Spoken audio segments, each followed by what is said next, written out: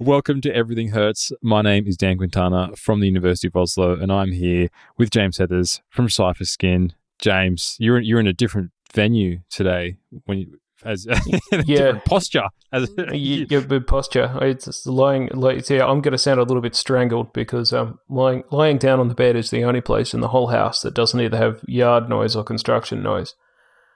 I feel like when you move from your scuzzy inner city apartment, where the sounds of broken glass and screaming are your perpetual accompaniment, you move to the suburbs and you think this will be a lot quieter. It's not. Now there's leaf blowers and car horns and some yuppie prick wants a new deck. So that's what they're putting into the back of the house. So I'm thoroughly uncomfortable and very warm in the only room of the house that is penned in by other bits of the house on all sides. Everything else is noisy. And I was 20 minutes late, and Dan didn't know, and I was 20 minutes late and he wanted to kill me. Yeah, I did. but it's all good now. It's all good. You're there. And you're sweating for Hertz. It's good. I've got all my Hertz gear under my arm. I'm walking around the house like fucking Dick Whittington walking to London, like looking at the noise levels. Will it be quiet? Will the nice people still like me? Yeah, I mean, it wasn't quite that pathetic, but it sounds funny. So there we are. It is a Northern Hemisphere summer, and what that means is it is impact factor season. Your email inboxes will be flooded with a journal that you reviewed for 7 years ago, proudly trumpeting their change from 2.1 to 2.12. So it's always the same. It's always the same. These modest changes in impact factors. Editors are crowing about their impact factors on Twitter and what have you.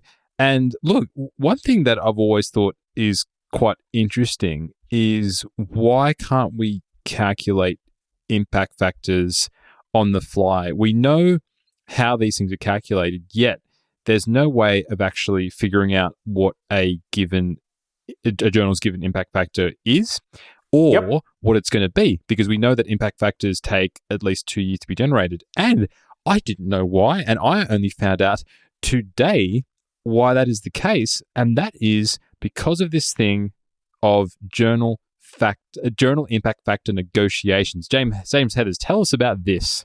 Educate me. Right. So, James, have you spent the last decade keeping up with scientific literature while everyone else ignores what librarians do? I keep telling you I think librarians are fantastic, and this is what you get when, people who are in that space pay attention. So I probably haven't talked about this on the podcast previously. And there's one central reason for that. And it's the fact that a lot of these stories about how this happens, although let me put it this way, I'm certain that it does happen. But a lot of the stories that I've heard are apocryphal, where there isn't a good way to present it in this context. But we can talk about the speculation like this is a fucking gossip podcast, right? Okay, so this is something that's been noted in literature for a while. So let's back up right to the beginning.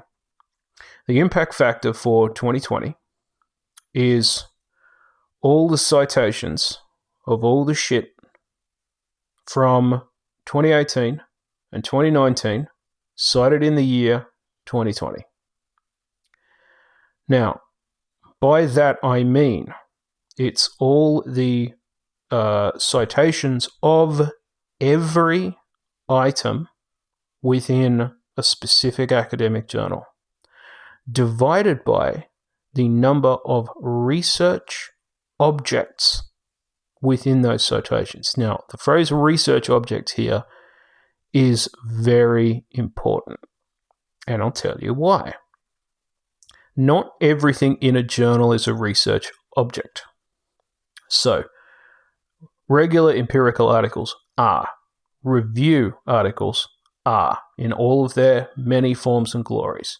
Meta-analyses, RCTs, all the regular academic outputs people would be familiar with are all research objects. Editorials aren't. Commentaries aren't. Letters to the editor, aren't. Brief perspectives and brief communications can go either way. Case reports generally are not. I know of some that definitely aren't. Now, if you go between all the journals in all the world that all have these funny little categories, yes, you have to apply the criteria of what is or isn't a research object. Now, this is part of, one, the open question of will it be included in the denominator or not? Is it a research object? But also, two, part of this negotiation that you're talking about. What is negotiated around? One of the things is how individual categories of academic outputs within the journal are seen as research objects, or something that I call CINOs. Citations for numerator only. CINO, CINO. Now, we get to the part why this is something I haven't talked about before. It is perfectly possible to put these short academic items in a journal and not negotiate with the impact factor people, but just look from year to year at what they do and whether or not they count and how much things change over time. Right? So we know that's going on. We know that's a thing. Yeah? I certainly know it's a thing because I've tried to measure this previously. It's very easy. I switched from MATLAB to Octave a while back, so I actually ginned some to give a Riot Science talk the week before last, I think. I ginned up some Octave code to look at a journal that has a particular penchant for publishing short research items. We can link the talk in the show notes if anyone's mad enough to go through the whole thing. But where the negotiation part comes in revolves around, in some substantial part, how different categories of articles, and it changes between individual journal, it changes between academic area, it changes within and outside of like science formally, before you get into like applied science, and especially in medicine, because the case reports and brief thingies are different, and how any given journal, and it also probably when it comes to big fancy journals, a lot of big fancy journals have quasi-journalistic stuff that is in the big fancy journal. And I'm not 100% sure as to the state of that. The way I understand it now, and I'm open to being wrong on this, is that if you write some think piece for a big fancy journal, and it is an 800-word essay on McFuck, and it is published in somewhere that there's a news thing sometimes, and then there's also the journal itself, and they're run by the same parent organization, but they're not the same thing. It's not in the journal. That's not something that is counted as a research object. And when it crosses over to journalistic like work, commentary, overview kinds of stuff, I'm pretty sure there's some of that in journals that are CINOs. One thing I've never checked is how that relates to the impact factor inflation over time. However, that is not how big fancy journals maintain their big fancy journal status. Right? Somewhere between 75 to 90%, depending on the journal, of the articles in the journal, I'm talking about just the research objects now, have less citations than the impact factor. Your impact factor is primarily driven by how many hyper-cited articles you publish over the 2 calendar years that have enough time to run on and become 2 calendar years, which is why for years one of the best impact factor manipulation tactics has been to online e-publish something in June 2016 and then eventually put it into the journal January 2018. Yeah? Now, the impact factor people, well, as much as they're mendacious fucks, and it's a bad product. It's very good at being a product. You can see this in the Riot Science talk. This is an excellent product because people buy it. But it's a terrible policy, and us paying attention to it is completely potty. Given a shit. So, the negotiation of which you speak, I have heard stories, and this is why, I say a lot of scuttlebutt shit, but this is scuttlebutt shit about a major organization doing something really dumb. So I do not know whether or not these can be well verified. I know some of them have been published, but they've been published, as far as I'm aware, is as also as stories. Both formal and informal, like, conference dinner kind of shit, negotiations around, we are publishing this. These things in this category at my journal are sinos and not research objects. Now, there's a lot to fucking process there, yes? And I was saving up a lot of impact factor stuff for the talk that I gave a couple of weeks ago. So I've been thinking about it on and off for a couple of years. The truly amazing thing about the impact factor in general is that very clever, very detail-driven people have written a million different savage critiques of it for a million different reasons, published them in the outlets that are subject to the impact factor in the first place, some of which probably measure their success on the basis of how their impact factor changed. And absolutely nothing, really, globally, has changed. And you think, oh, hang on, but there's these different schemes and shit. Yes? There are, this university says they don't use it in hiring decisions. This research framework says that's irrelevant. This grant reviewer is uninterested in the quality of these, and then you get this. There's no formal requirement to consider the impact factor, as if that would make the informal requirements go the fuck away by some kind of social magic. The whole situation was and continues to be utterly arse backwards, and the fact that we still buy this, and universities buy access to this, it is a Web of Science product. The fact that we still pay the slightest bit of attention to this in terms of this is a meaningful metric that we can take seriously is one of the best pieces of proof that academia is simultaneously full of very clever, very stupid people.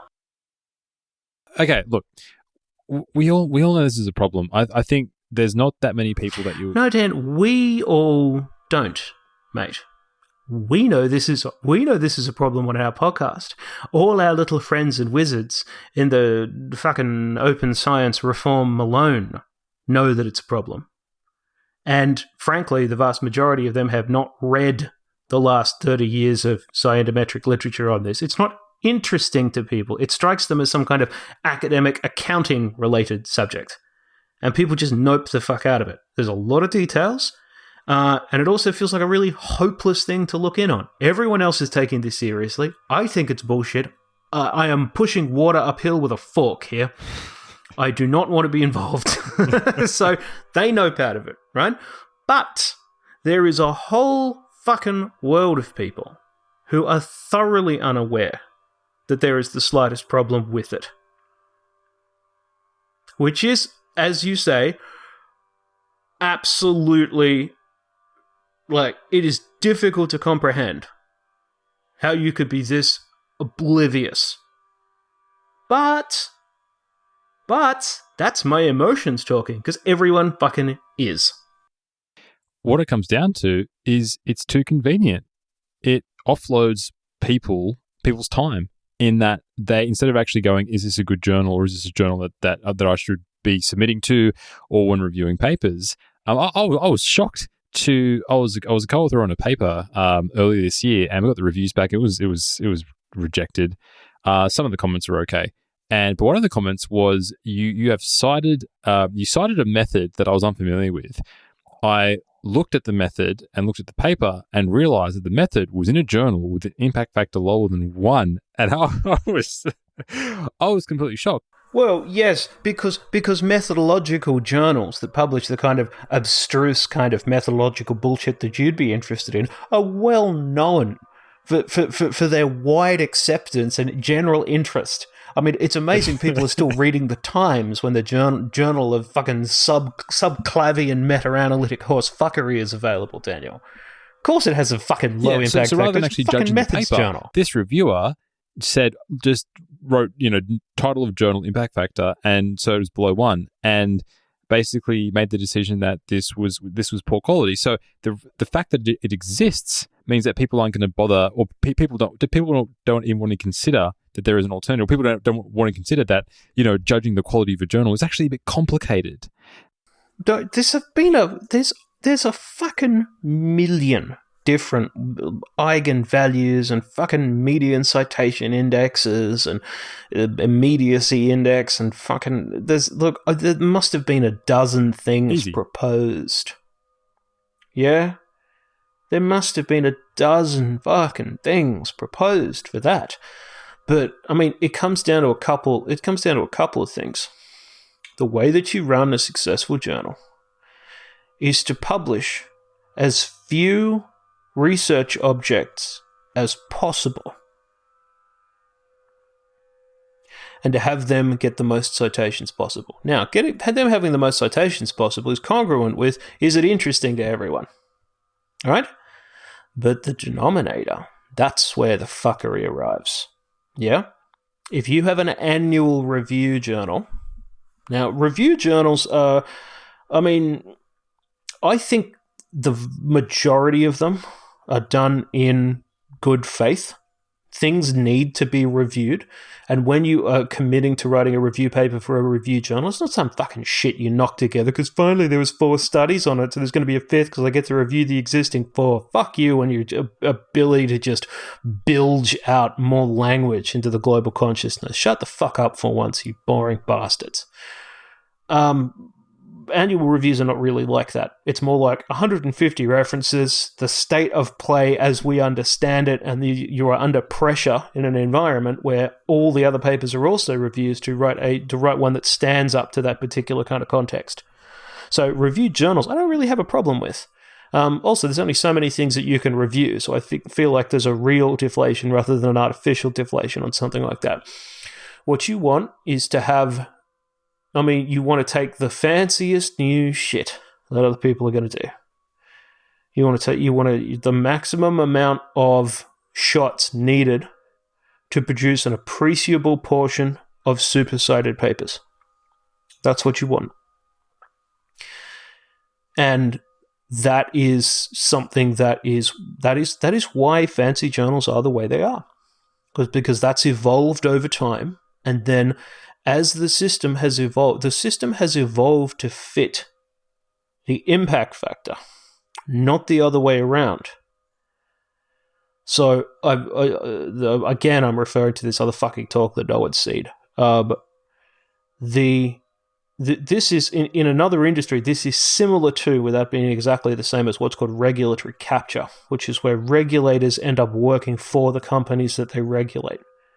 Changing and modifying regulations over time to better suit things. It happens with cable companies and any company with profound contact with the natural environment in the US, it seems. You dig for oil, you deal with the oil regulators. Your forestry, you deal with the fucking Department of Lands, whatever. And you end up with a dialogue and a crossover a lot of the time between these two parties. Yeah? People end up talking to each other. But when you have people saying, okay, well, I'm the regulator, and they say, hey, regulator, you're regulating me too much. You need to change what you do to fit my practice. That's what we do with academic articles. It's what we do with academic journals. We change them to fit the practice of how we're being assessed by this commercial product. It is something that you buy through Web of Science. It is not free. You cannot look up the journal citation index. I mean, you could, the journal citation reports, you could probably reconstruct the whole thing yourself because you're allowed to bellow to the world how good your fucking impact factor is. It's just that there's a million billion actual, there's a billion actual fucking numbers that you'd need to collate, right? And the other thing is there's obviously internal calculations to the way that they're put together. Now, one final point before I shut the fuck up completely and you get to talk because my whole head is getting tired at this point. They are not reproducible. And what that means is you cannot accurately recalculate one yourself. And I know this because I tried once on what I thought would be an obvious example. You can get close, but you can't get it exactly right. Because you know neither the numerator nor the denominator. Now, with enough examples and data, you could probably reverse engineer some of the rules. And the reason for that is pretty straightforward. It's the fact that when you have, especially because sometimes they're reported to 3 decimal places. Now, this is some grim shit. If it's reported to 3 decimal places, you know it's a fraction in whole numbers. So you can probably figure out pretty close to it what the numbers should be. You're just going to have a hell of a time trying to figure out what external circumstances, what pieces of reality those numbers associate with. So we had an impact factor of 10.5. You could probably figure out there's 105 papers divided by 10 research objects. Yeah? There's 105 citations. What the fuck's wrong with me? 105 citations divided by 10 research objects. Now, you should be able to figure out the 10 research objects pretty easily, but you make it 80 or 150, and it's going to become a lot harder.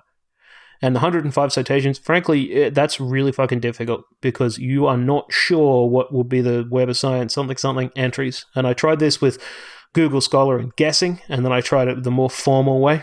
Wouldn't they use Web of Science citations? Considering it's a Web of Science product? But I would have thought that would have been fairly not straightforward, but I would have thought that would have been the easier part to actually identify is the number of citations over a given. No, you're absolutely right. It should work. Yeah? And I think one of the reasons that it doesn't make sense is that you don't know what is not included as a sino. Is that there are probably some items in the journal that are contributors to neither the numerator nor the denominator. Yeah, okay. I'll get that makes more sense. Yeah. But look, I'm speculating there as well. Maybe it's gotten easier. Maybe the time I tried it, I got it wrong. I mean, I flattered myself that I could add, but it is very opaque.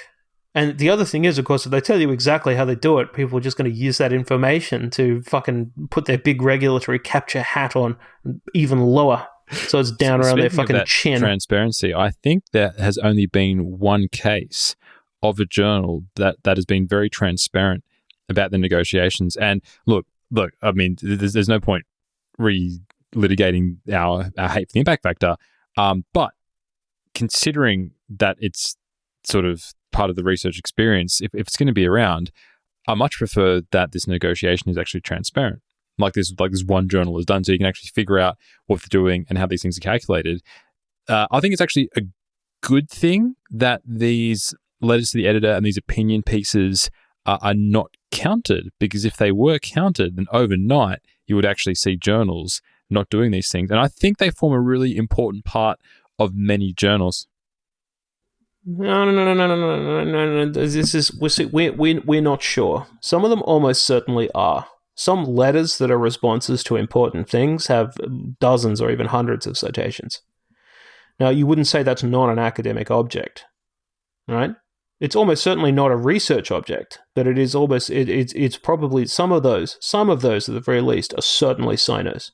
Do you think journals negotiate on a item by item basis? Because that would be sketchy. No, I doubt it. There's too many fucking items. So it'd be like, and you'd also have to know. You'd have to because then you'd have to. What would the negotiation look like? You'd have to sit down with a spreadsheet and present essentially a list of demands. and they have to be individually reasoned. It's completely fucking unworkable. I sincerely doubt that it gets that granular. Okay, so it's just a category. Okay. But it's a good question. I just, I don't think that's the case. Maybe some of the fancies might do that in order to really, I don't know. We are speculating. Well, Anyone get in touch? I don't even know if the Clarivat organization is open to negotiations that are like that. Maybe there's a certain degree that which you can talk about. See, this is the thing. We don't know. This is someone's business. We're talking about a private company that is itself owned by private equity concerns. We don't get to ask about their business. That's their business. They're not going to tell you how they do it. If you came to me and asked me for all my good ideas right now for devices that we're building and projects that I want to start, I wouldn't fucking tell you. Yes, because I need them right now to be things that I have. That's my intellectual property. Now, when it all starts, of course, if I ever end up doing research on it externally, I will give all the stuff away because how the fuck else am I going to live? I'm not a hypocrite. But there's a lot of things about this. You have to understand. This is like, it's like the Washington Post or the fucking the Atlantic Monthly. Yes, it is a contained information that you pay for access to, right? You don't get to find out what they're going to publish in the Atlantic next week. You don't get to read research organizations' reports on how industries are constructed that cost thousands and thousands of dollars for nothing. That's their written intellectual property. And the calculations that go behind that, they're not going to give you the data or the sources. This is like you're coming right up against the kind of thermocline between two very different cultures. And you can maybe, if you write and ask, they'll send you a lovely get fucked letter. What we used to call a logful. Lovely get fucked letter. If you're liking what you're hearing, there are a few ways that you can support the work that we do when everything hurts. First, you can throw some of your spare change to us each month, $5 to be exact, and you'll get access to a bonus episode every single month. There's also a $1 tier that will get you access to the Everything Hurts newsletter and the occasional bonus episode. Second, we've got a merch store where we sell hoodies, shirts, and coffee mugs, which is our most popular thing that we sell, so you can tell everyone that you listen to the best science podcast in the world. Third, you can tell your friends about the show by sharing links to episodes on social media. James and I love seeing these posts. For links to our Patreon page and merch store, check out the show notes. As is my want, I'm going to use an example from Twitter that I saw over the past couple of days. This is from Nicola Rehani, and she's great. She says a lot of sensible things on Twitter, and she shared something which went I don't know, viral, I suppose. And it was a tweet. Semi-viral, I think, is bacterial. No, I don't think it's a name. What was this specific one? I mean, I'm not looped.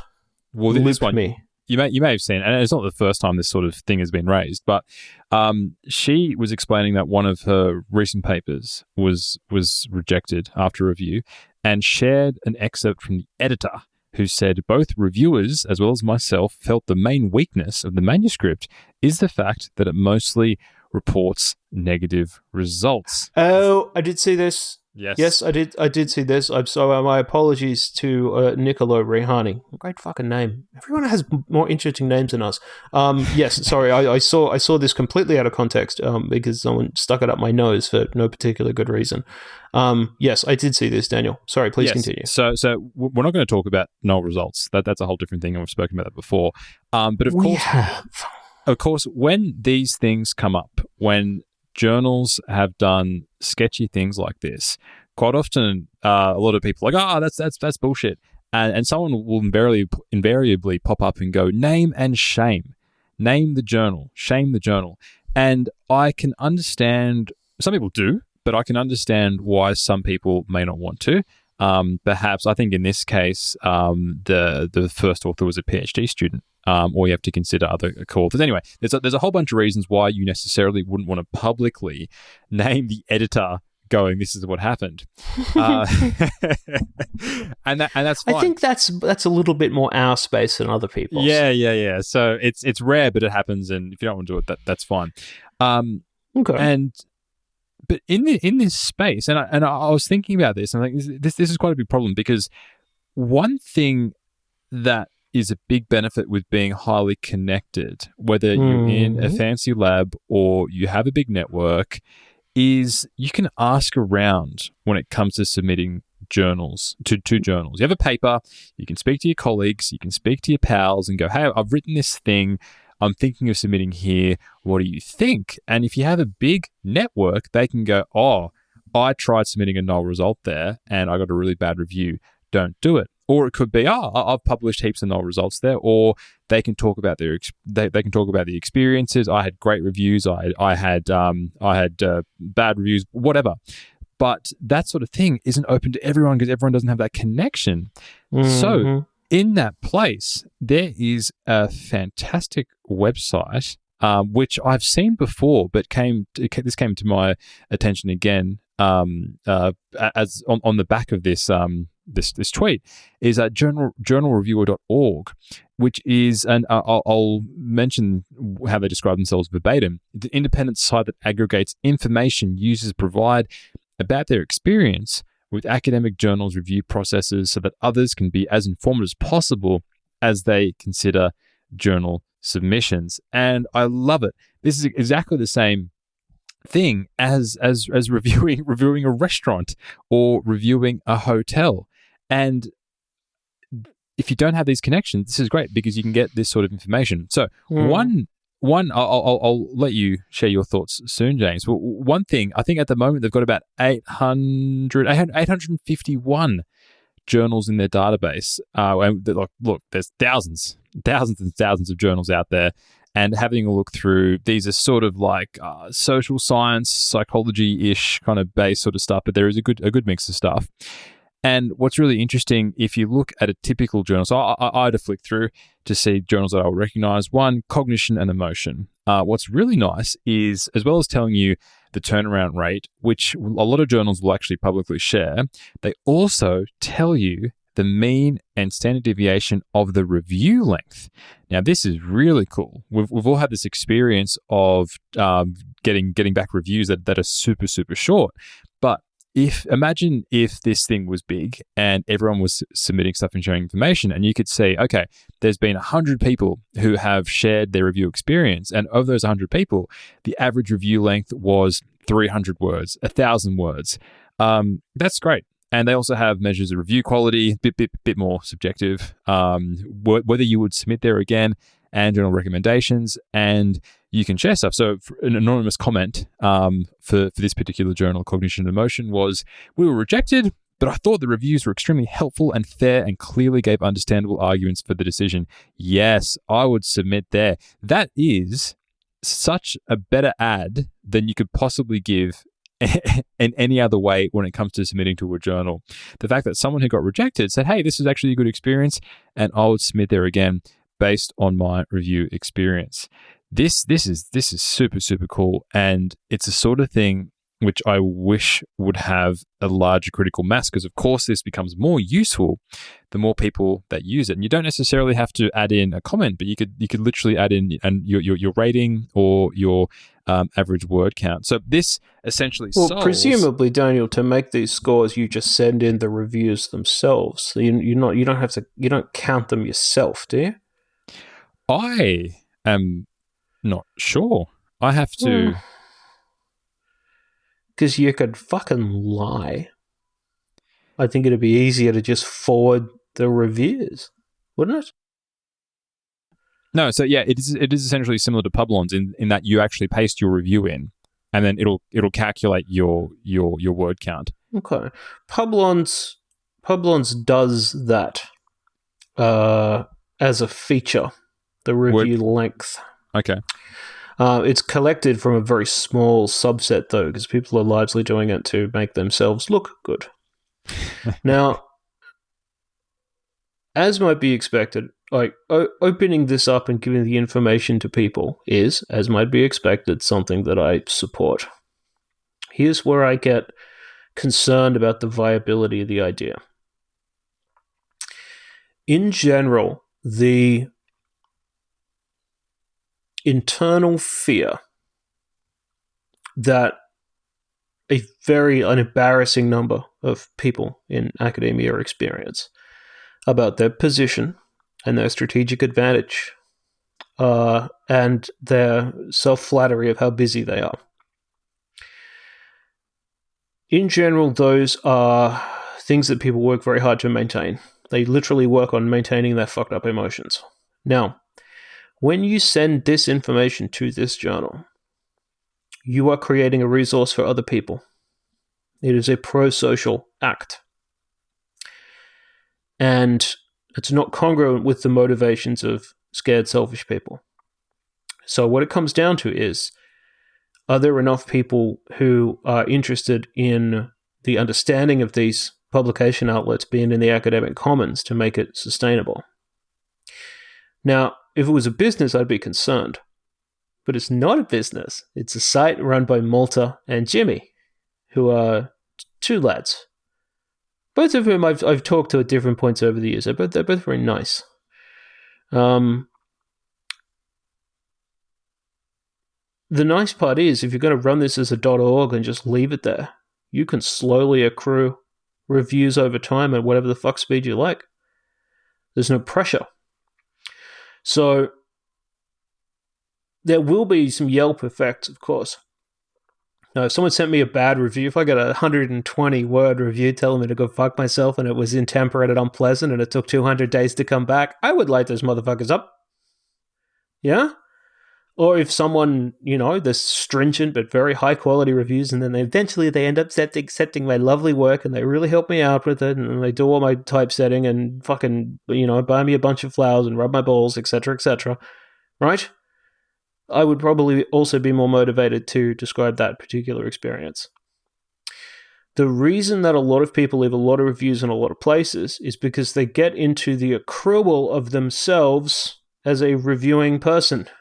There's an episode of South Park about a decade ago that I remember dimly because I haven't watched it in a million years, where people really get into Yelp and they all fancy that they're food writers. And then they go around yelping everything in sight because it becomes a status thing for people. That's why you end up with people who've got 1,100 reviews that pop up on fucking Google Maps. That's why people go out and yelp the fucking bejesus out of things, right? Because that becomes their accrual. So basically, this has enough time as a pro-social act to outlast any kind of pressure to stop or shut it. And if it's not publishing the content of the actual review, it's publishing the metrics that are calculated from that and the subjective opinion of the recipient, there are no copyright issues. In other words, it's the right model for the right question, run by the right people, and I hope it does really well. And some of them, I just had a quick flick through because you said this would be right before we started recording. Some of them are pretty funny. I mean, there's one like journal what? Here. Oh my God, this is toilet. It's called Convergence, the Journal of Research into New Media Technologies. That sounds like a very old school description of whatever the fucking hell is going on. Turnaround time, 406 days. Review length, NA. Would submit again, 1 out of 5. Devastating. Pick up your game, Convergence. Now that, Dan, is a Yelp review. I waited 45 minutes, and when my linguine came out, the prawns were cold. Yeah? That's a fucking Yelp review. However, it matters. Now, how are you going to get it to matter? The whole point of using this to have any kind of leverage against journals that are shit is when it's mass populated. When you've got 30 reviews and one of these motherfuckers is scoring 1.8 out of 5, that's going to be a very interesting day But I think it's the same sort of thing like with Yelp. So with Yelp, if there's a review, I watched the cook's Band-Aid fall into the pasta. That's bad. That's bad practice. And exactly the same thing. Or if it's someone saying, here the editor said, I will not accept your paper because it is a null result. That's all I need to know.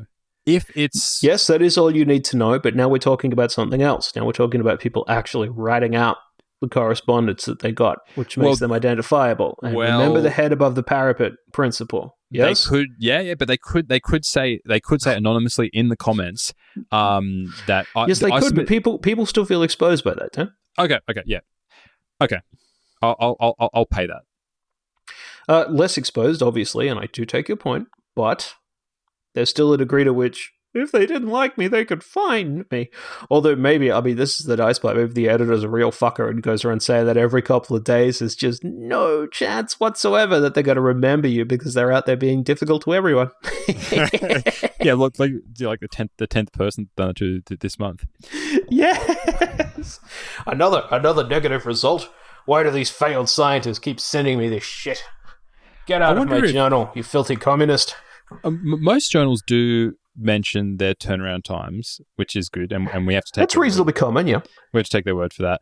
I'd be curious as to whether any journals actually do mention their review length, and I assume there would also be discipline to discipline differences. Yeah, that might be a question for the listeners. Yeah, anyone know of any? Dr. Quinceanera? Anyone because know? I have no fucking idea. I've never seen that.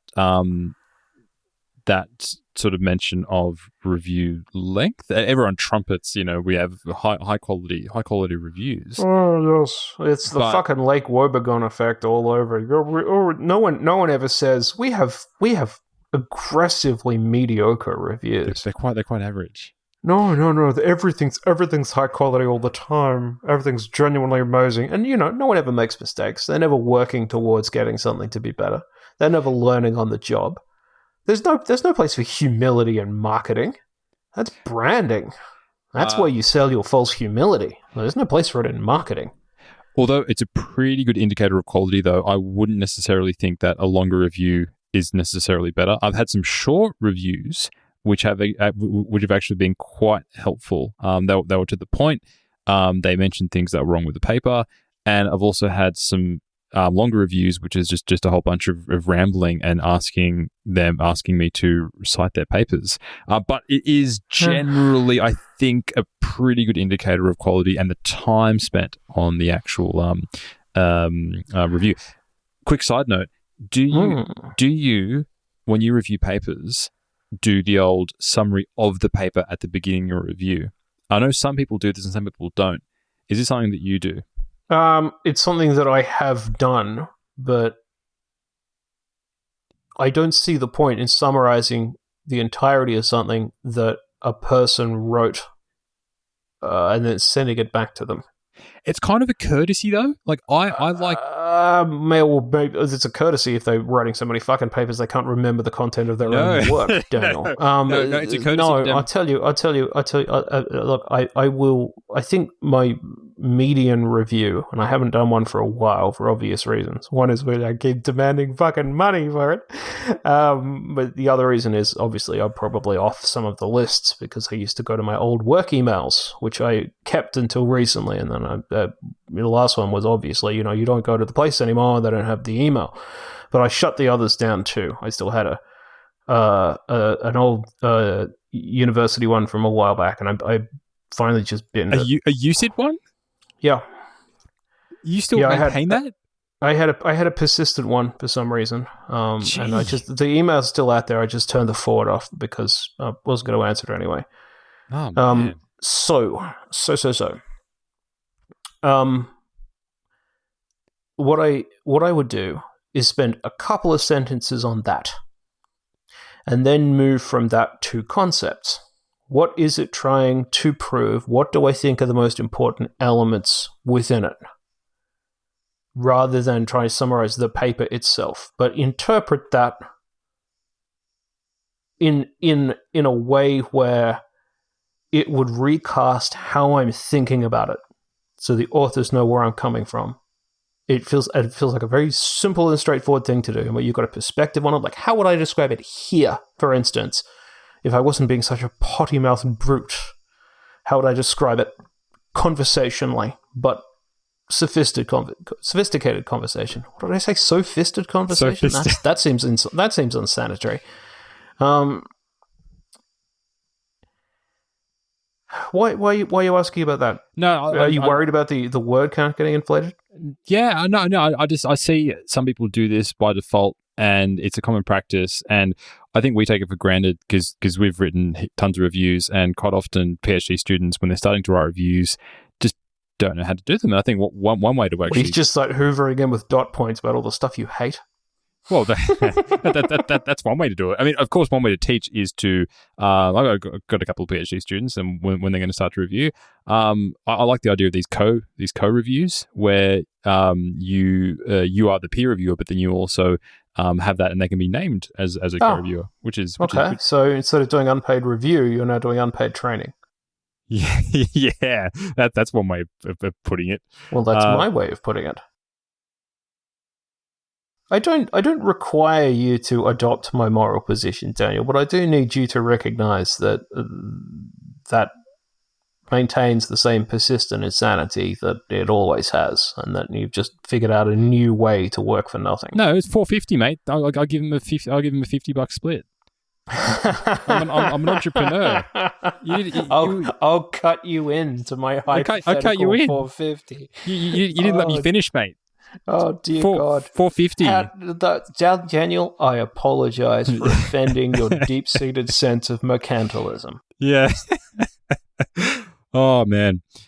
Oh look, we're both heating up. We're both in closed off rooms, trying to keep the noise out from our respective. My noise is mechanical. Your noise is biological.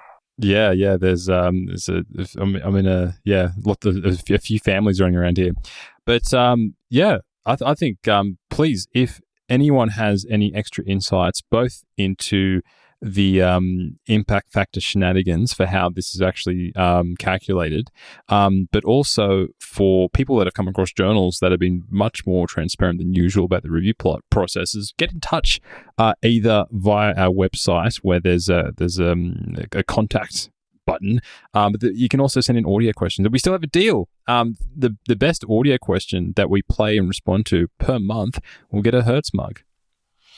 That's pretty good. I'm glad we're still doing that. We often fail to persistently remind people that at the drop of a hat, we will give away any old shit just for shirts. We're going to make a shirt, James. I will give you a free submission to Eludamos, Journal for Computer Game Culture. What are the reviews like? What's turnaround? Turnaround time 890 days. What? Review length NA.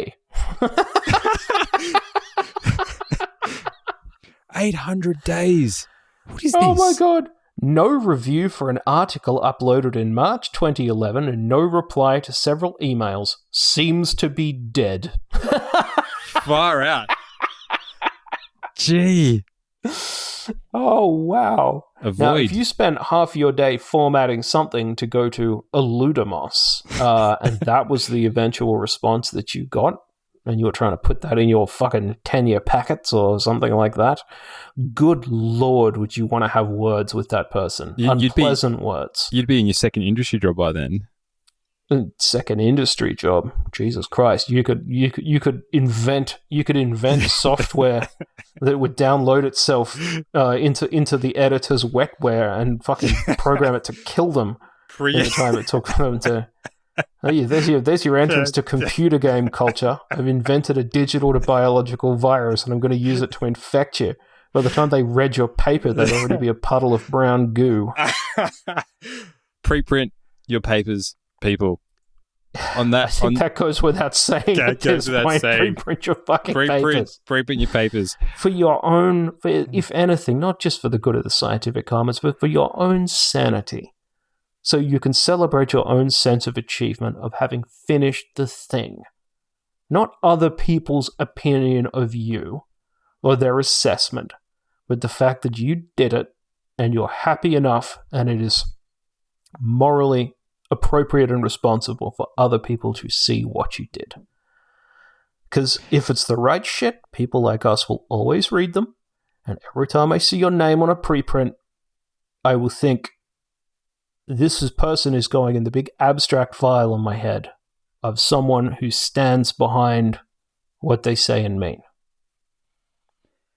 On that uplifting note, actually, we'll wrap up. Thanks for listening. We'll be back again with more Hertz and with some guests as well. We can't be all negative all the time, Dan. It's exhausting. It is. Until next time. Yeah. See yous. See you later.